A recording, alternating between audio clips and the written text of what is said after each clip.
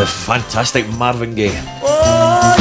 And how sweet it is to be sitting here with Woodstock Taylor. Oh, the cheesy links. Oh, I love it. Now, we've played two of your tracks, and it's two tracks that you've written. And I always ask everybody the same question, everybody that comes on the show.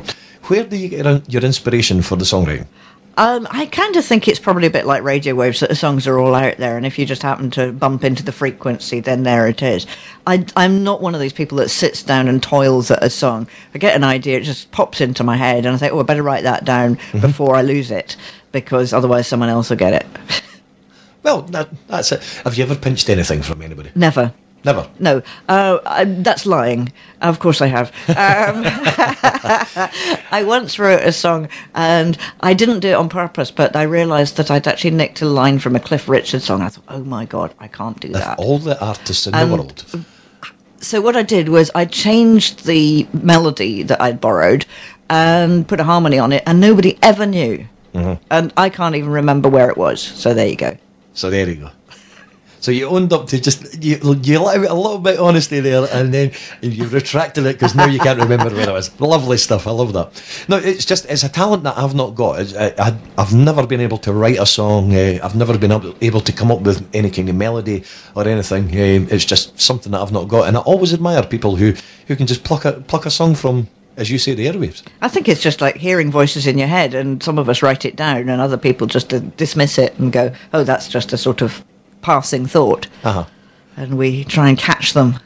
Now, most of the people that I've spoken to have said that a lot of it is life experience. You know, it's things that have happened, or you know, whether it be on the sad side or whether it's on the happy side, and it's just things that influence. And well, definitely, because you can't really write from anybody else's experience other than your own. I suppose that was a silly question to pose. Well, not necessarily, because people do write stories about things that happen to other people, but eventually it's all your emotions that are going into it.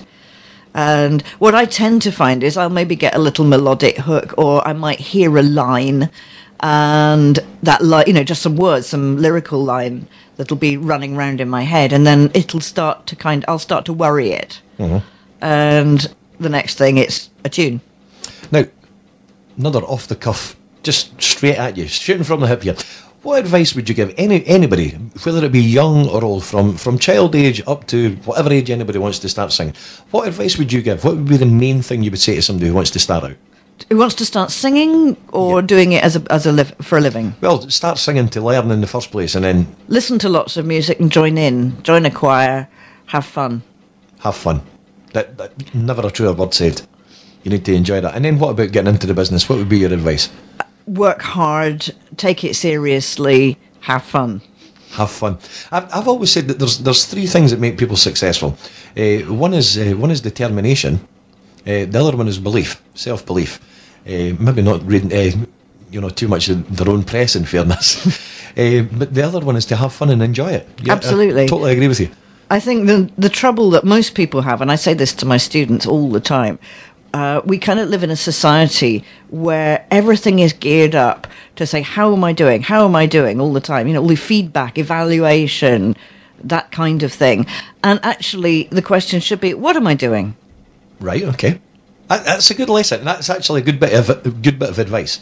What am I doing? And if I'm doing it, is it right? Is it right? And is it working? No, you're right. Everything is monitored, and everybody's gauging themselves up against everybody else, and all the rest. Whereas I've got to say, I think yourself with your own career, you've chosen your own path, and you've created your own style as well. I've got to say. Well, I was never very good at fitting into boxes. That's probably why I'm not world famous by now. But you're that, and there's a lot of other people a lot better than me. But well, I've got that problem as well. But you're actually relatively well known round the music scene, and you've worked with a lot of influential people. I nearly said that, influential people as well.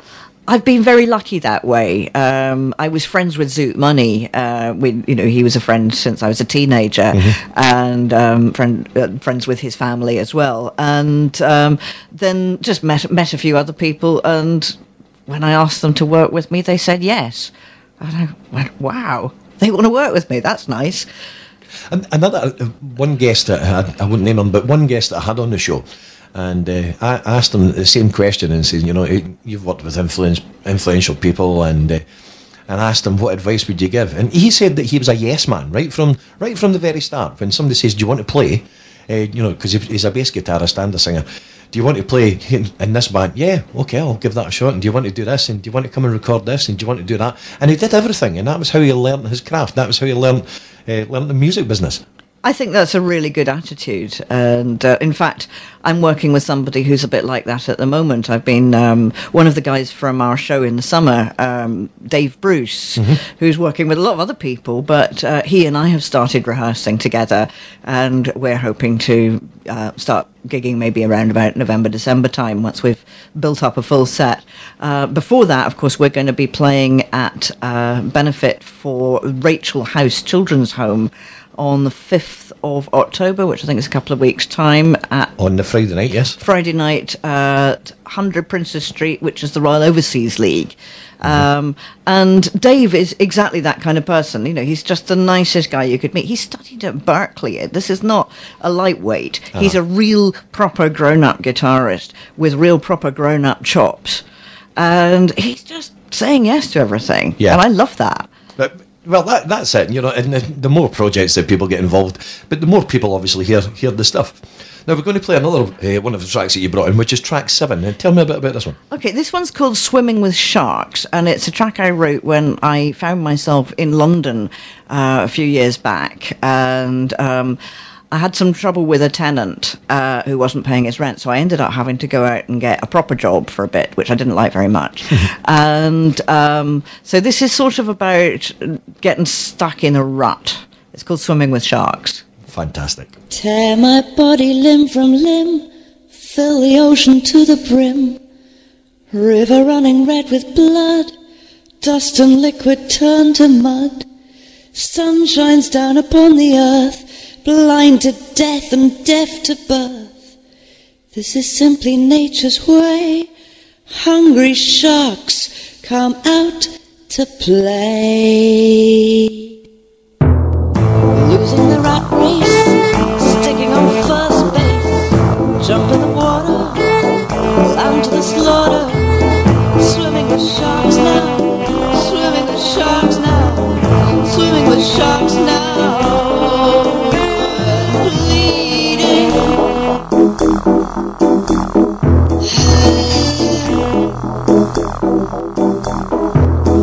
Mice on the rail track, cars in a tailback, fish in a big pool, breaking the mob rule.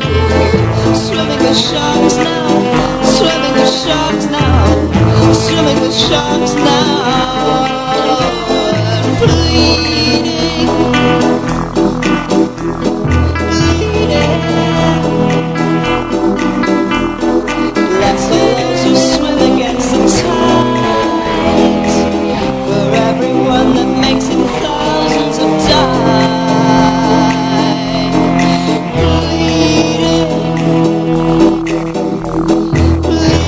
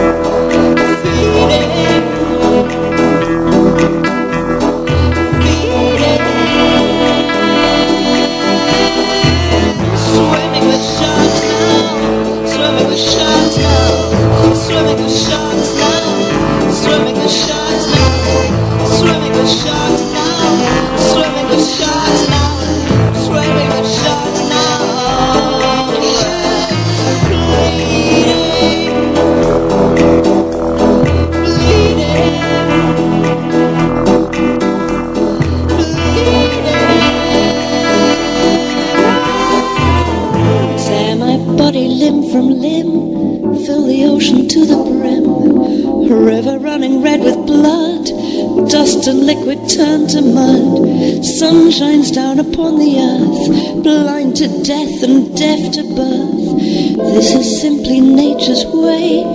Hungry sharks come out to play. Absolutely brilliant stuff from Woodstock Taylor. I'm going to be coming back to chat to her in just a few minutes after Matt Bianco. Why I chose this one, I'll never know.